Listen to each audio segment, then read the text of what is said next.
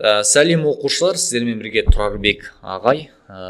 Қазір ниш емтиханда келген топ 5 есеппен бөлісетін боламыз сіздермен. Егер де ниш биыл РФ дары мектебіне дайындалып жатсаңыздар, міндетті түрде осы аккаунтқа жазылып қойыңыздар. Әр апта сайын жаңа есептерді, жаңа тақырыптар шығарып беріп отырамыз. Және де осы видеодан кейінгі біздің шығатын видеомыз ниш емтиханы, жалпы нишқа түсудің нақты 5 қадамы деген. Дәл сол 5 қадам арқылы әрекет жасасаңыздар, ниш мектебінің грантын ұтып аласыздар. Давайте олай болса, қазір топ 5 есепті талдайық. Оның 4 есебі мәтіндік есептер. Бізде көп оқушылар мәтіндік есептерден қиналады ғой. Бір есебіміз қарапайым теңдеу тақырыбына байланысты берілген есеп. Олай болса бастаймыз. Бірінші есебіміз жалпы тіктұрыштың екі қарама-қарсы қабырғаларын 20%-ке арттырды дейді. Ал қалған екеуін 20%-ке кемітті. Тіктұрыштың ауданы қалай өзгерді? Бұл есепті бұлай талдаймыз оқушылар. Бізде тіктұрыш берілген. Осының екі қабырғасын 20%-ке арттырды десе, біз давайте біз ұзындығын алайын. Ұзындығы бастапқыда бізде 100% еді. 20%-ке арттырды десе, 20% қосылады. Сонда бізде ұзындығы 20% құрайды екен. Ал қалған екі қабырғасы десе, ол бізде енін қарастырамыз. Енін 20%-ке кемітті. Бастапқыда ені бізде 100% еді. Кемітетін болса, оны 20% азайтамыз. Сонда ені бізге 80% құрайды екен. Енді қараңыздар, енін ұзындығын таптық. Бұл тіктұрыштың ауданын қалай табамыз? Ауданын табу үшін еніне ұзындығын көбейтеміз.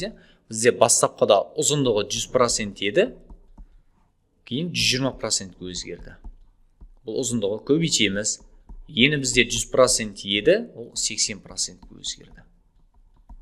Енді мұндағы 0 мен мұнда 0-ді қысқартамыз, мұна 0 мен мұна 0-ді қысқартамыз. Сонда бөлшектің бөлімінде 100% қалды. Бөлшектің алымында 12-ке 8-ді көбейтетін болсақ, 96% құрайды. Енді қараңыздар, біздің тіктұрыштың ауданы бастапқыда 100% еді. Кейін ол қанша процентке өзгерді? 96%-ке өзгерді. Қалай өзгерді? 4%-ке кеміді ауданы. Бұл бізде әрине С варианты. Так, есепті түсінікті деп ойлаймын. Келесі екінші есебіміз ауладағы үйректер санының қаздар саны қатынасы берілген, 2-ның 5-ке қатынасындай, ал тауықтар саны үйректер саны қатынасы 3-дің 7-ге қатынасындай. Егер қаздар санынан үйректер саны азайтсақ, 42-ке тең болады. Үйректер санын табыңыз дейді. Бізде двойной қатынасқа байланысты берілген есеп қой. Былай талдайды екенбіз. Қараңыздар, бірінші бізге үйрек берілген. Үйректер санының қаздар санына қатынасы біз жазып қояйық. Үйректердің қаздарға қатынасы. Үйректер бізде 2 бөлікті құрайды, біз 2х деп алайық. Ал қаздар 5 бөлікті құрайды, 5х. Және ары қарап, тауықтар саны бізде 3 бөлікті құрайды. Мұнда тауықтар 3х. Ал үйректер санына қатынасы бізде үйректеріміз мұнда 7х екен. Мына двойной қатынасқа кез келген есептін шығару үшін оқушылар мынандай нәрсе. Міндетті түрде бізге мынандай ақпарат берілетін. Екі қатынасса да бірдей зат айтылып жатыр. Мына жақта қарасаңыздар, екі жақта да бізге не берілген? Үйрек берілген. Олардың екеуінің бөліктері екі түрлі. Біреуінде бізде 2 бөлік, біреуінде бізде 7 бөлік екен. Міне осы бөліктерді біз бірдей бөлікке келтіруіміз керек. Сонда ғана біз есепті ары қарай шығара аламыз. 2х-ке 7х, 2-ке 7-ге, 2 мен 7-ге ортақ бөліміз қанша тең болады? Ол бізде 14-ке тең болады. Енді қараңыздар, үстіңге қатарды қараңыздар. Мұнда 2 бөлікті 14 бөлікке келтіру үшін қаншаға көбейтеміз? 7-ге көбейтеміз. Мұндағы 7 бөлікті 14 бөлікке келтіру үшін 2-ге көбейтеміз. Солай болса, біздің мұндағы үйректеріміз 7 есе арттыратын болса, 2х 7-ге көбейтсек 14х-ға тең болады. Мұндағы қаздарымыз 5х, мұна екеуін бір мезетте бірдей арттырып отырамыз. 5х 5 бөлік, бұл 5 бөлік деген бізде қаздардікі. Оны біз 7 есе арттыратын болсақ, 35х құрайды екен. Мұнда тауықтар бізде 3 бөлік еді. Оны біз 2 есе арттырамыз. Сонда тауықтарымыз бізге 6 бөлікті құрайды. 6х. Ал бізде үйректеріміз мұнда 7х 2-ге көбейтетін болсақ, 14х құрайды екен. Енді қараңыздар, мұны үйректерді бірдей бөліктерге келтіріп алдық. Енді мәтінді қарап жалғастырамыз. Егер қаздар санынан үйректер санын азайтсақ дейді, бізде қаздар саны қанша бөлікті құрайды? 35 бөлікті, 35х-қа тең еді. Осы қаздар санынан үйректер санын азайтамыз. Үйректер саны бізге 14х-қа тең. Осы екеуін азайтқан кезде оның мәні қаншаға тең болады екен? 42-ге тең болады екен. Осы теңдеуді ары қарап аяқтаймыз. 35х-тан 14х азайтсақ 21х тең болады 42. x табатын болсақ 42-ні біз 21-ге бөлеміз, x тең 2-ге. Енді бізге қандай сұрақ қойған? Үйректер санын тап дейді. Бізде үйректер қанша бөлігеді? Үйректер 14x-ға тең. Мұнда x-тің мәні бізге 2-ге тең. 14-ге 2-ні көбейтетін болсақ, үйректер саны 28-ге тең болады екен. Бұл бізде В вариантында. Так, келесі есебіміз. Бұл есебен өте қарапайым есебі. Бұл модульдік теңдеуге байланысты берілген есеп. Бұл есепті қалай талдаймыз? Естеріңізде сақтап алыңыздар. Мына теңдіктің, бізден берілген теңдіктің оң жағына тек қана сандарды жинаймыз. Ал теңдіктің сол жағына біз модульдік өрнекті қалдырамыз. Кез келген модульдік теңдеуді дәл осылай жасайтын болсаңыздар, оны барлық есепті дұрыс шығарасыздар. Осыған байланысты есептерді. Давайте олай болса, мұндағы минус 3 деген тұра берсін, көбейту 4 минус 3x модульдің ішіне тең болады. Минус 18,6. Мұны бірінші 5,4-тен бастап өткіземіз. Алды бізде таңбасы минус емес, бұл плюс. Таңбасы берілмеген ғой. Минус таңбасы қойылмаса, онда бұл таңбасы плюс деген сөз. Ол келесі бетке минус өтеді. Минус 5,4. Енді қараңыздар. Минус 3, 4 минус 3x модульдің ішіне тең болады. Минус 18,6, минус 5,4 азайтатын болсақ, екеуде минус болса қосылып кетіп, үлкен таңбасы қойылады. Әрине ол минуспен шығады. Екеуін қосатын болсақ, бізде 19, 24-ке тең болады екен. Енді модульдің алдына бізде 3-тен құтыламыз. Ол қалай? Көбейтіліп тұрған санымыз келесі бетке бөліп өтеді екен. Модуль ішіне 4 минус 3x тең болады. Минус 24 бөлінген минус 3. Сонда модуль ішіне 4 минус 3x. Минус 24 минус 3-ке бөлетін болсақ, бізге 8-ге тең болады екен. Сіздер мұнаны білесіздер, оқушылар. Мысалы, модуль ішіндегі x тең болады 5 дейтін болсақ, мынадай сұрақ қоямыз. X-ның орнына қандай санды қоятын болсақ, 5-ке тең болады. Әрине ол 5-ті қоятын болсақ, және де минус 5-ті қоятын болсақ. Демек, модульдің ішіне енген кез келген оң саны, теріс саны ол тек қана оң сан болып шығады екен. Сонда бізде модуль екі шешімін қабылдайды. Мына жерде де дәл солай. Мына модульде біз екі түйінді құрастырамыз. Мына екі шешімді табуымыз керек. Оны біз қалай құрамыз? Екі сырқа қойып қойған, сізге ыңғайлы болу үшін. 4 минус 3x тең 8 деп бір шешімін аламыз. Екінші шешімі 4 минус 3x тең минус 8 деп екі шешімін алып, осы екі теңдеуді шығарсақ болды. Так, минус 3x тең болады 8, мына плюс 4, мына минус 4 өтеді. Сонда минус 3x тең болады. 8-ден 4 айсақ 4-ке тең болады. X мәнін табу үшін 4-ті біз минус 3-ке бөлеміз. Сонда x-іміз минус 3-тен 4-ке тең болады екен. Так, келесі екінші теңдеуде минус 3x тең болады минус 8. Мұнда плюс 4-іміз, мұнда минус 4 болып өтеді екен. Минус 3x тең болады минус 12. Екеуде минус болса қосылып кетеді. Мұна x табамыз, минус 12-ні біз минус 3-ке бөледі екенбіз. Сонда x қанша тең болады? Минус 12 минус 3-ке бөлсек, ол бізге 4-ке тең болады. Міне, теңдеудің екі түбірін таптық. Міне, түбірлерінің енді қосындысын табыңыз дейді. Мұна 4-ке қосамыз біз минус 3-тен 4-ті.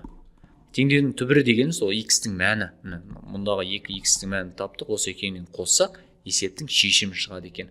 Бұны қалай қосамыз? 4 плюсті минус жақсы ашатын болсақ, минус болып ашылады. Бізде 3-тен 4. Мұнда 4-тің астына бір бар деп аламыз, 1 мен 3-ке ортақ бөлім 3 болады.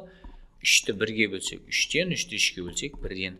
3-ке 4 көбейтеміз 12, азайтамыз. 1-ге 4 көбейтсек 4. Сонда шешімі 3-тен 8-ге тең болады екен. Мұндағы 3-тен 8-ге бізде жауапта жоқ. Демек бұл бұрыс бөлшекті аралассаң айналдырған. 8 деген санның ішінде 3 деген санымыз неше рет кездеседі? 2 рет кездеседі.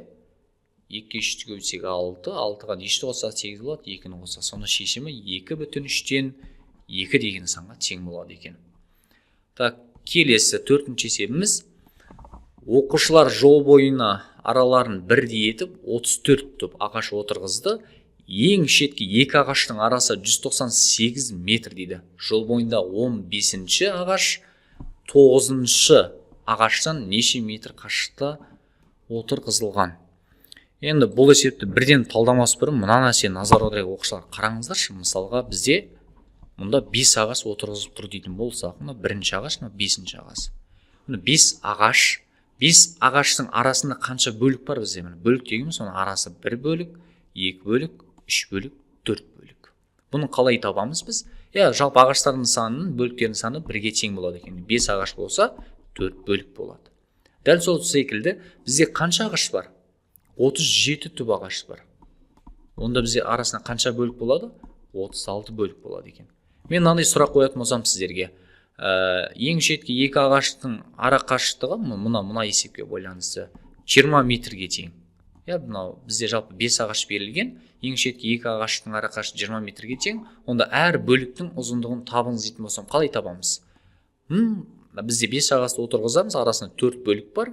Олай болса, біз 20-ны қаншаға бөле саламыз? 4-ке бөлеміз. Сонда әр бөліктің ұзындығы бізге 5 метрден тиеді екен. Мына есеп дәл сол секілді. Ең шеткі 2 ағаштың арасы 198 метр дейді. Бізде жалпы 37 түп ағаш бар ғой. Сол екеуінің ара қашықтығы бірінші ағаш пен 37-ші ағаштың арасы 198 метр. Бірақ арасында қанша бөлік бар? 36 бөлік бар. Әр бөліктің ұзындығын табу үшін біз 36-ға бөлеміз. Сол кезде әр бөліктің ұзындығы 5,5-ға тең болады екен. 5,5-ге. Енді 15-ші ағаш пен 9-ші ағаштың арасында қанша бөлік бар? Мысалға сұрақ мынандай ғой. Қазір мына жерде мысалы бізде мына жер нешінші ағаш? 3-ші ағаш. Мына 3-ші ағаш. Сіздерге сұрақ қойсам, 3-ші ағаш пен 5-ші ағаштың арасында қанша бөлік бар десем, қалай табамыз? 5-тен 3-ті азайта саламыз. Соның арасында міне 2 бөлік пайда болады. Дәл сол секілді 15-ші ағаш пен 9-ші ағаштың арасында қанша бөлік бар десем, 15-тен 9 азайтамыз. Ол бізге 6 бөлікке тең болады. Ал бізде бір бөліктің ұзындығы қанша сантиметр? Қанша метр? 5,5 метр. Олай болса бізде 6 бөліктің ұзындығын табу үшін 6-ны 5,5-ға көбейтеміз. Сол кезде 33 метр шығады екен. Бұл бізде Д варианты. Келесі 5-ші есебіміз тең берілі үшбұрыштың табанын анықтаңыз дейді. Егер ол бүйір қабырғасынан, табаны бүйір қабырғасынан 7 сантиметрге үлкен, ал үшбұрыштың периметрі 49 сантиметрге тең болса дейді. Тең берілі үшбұрыш дегеніміз, мына біз үшбұрыш болса, тең берілі үшбұрыш дегеніміз екі бүйір қабырғасы бір-біріне тең. Мұнда бүйір қабырғасы берілмеген, мысалы мына бүйір қабырғасын біз x деп алса, онда екіншісі де x-қа тең болады. Себебі екеуі ұзындықтары, екеуінің қабырғасының ұзындықтары бірдей болу керек. Және мынадан ақпарат берген, қараңыздар. Біз табан табуымыз керек қой. Ол табаны бүйір қабырғасынан 7 сантиметрге ұзын. Мына біздегі табанымыз бүйір қабырғаларынан 7 сантиметрге ұзын болу керек. Мысалы, мына бүйір қабырғасы x деп алсақ, онда табаны x қосылған 7-ге тең болады. Не себепті? Себебі бүйір қабырғасына қарағанда 7 сантиметрге ұзын болып тұр. Және осы үшбұрыштың периметрі берілген. Периметр бізде қаншаға тең? 49 сантиметр. Мына үшбұрыштың периметрін біз қалай табамыз? Өте оңай, үш қабырғасын қоса саламыз жеткілікті. Үш қабырғасын қосамыз, x қосылған x қосылған x қосылған 7 тең болады 49. Үшін x тауып алайық. Мұнда үшеуін қоссақ 3x тең болады 49. Мына плюс 7 келесі бетке минус 7 болып өтеді. Сонда 3x тең болады 42. X табатын болсақ, 42-ні 3-ке біз бөлеміз.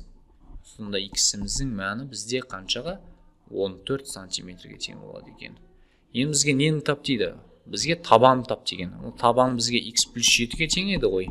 Мына x-іміз біздің x-ның орнына 14-ті қоямыз. Сонда 14-ке 7-ні қоссақ, онда табаны бізге 21 сантиметрге тең болады екен. Бұл бізде В варианты. Есеп түсінікті деп ойлаймын оқушылар. Егер есеп барлықтарыңызға түсінікті, жеткілікті форматта ақпарат берілген болса, каналға жазылып, лайк басып, қолдау білдіріп қойыңыздар. Және де түсінбей жатқан есептеріңіздің тақырыптарын комментарийға қалдырыңыздар.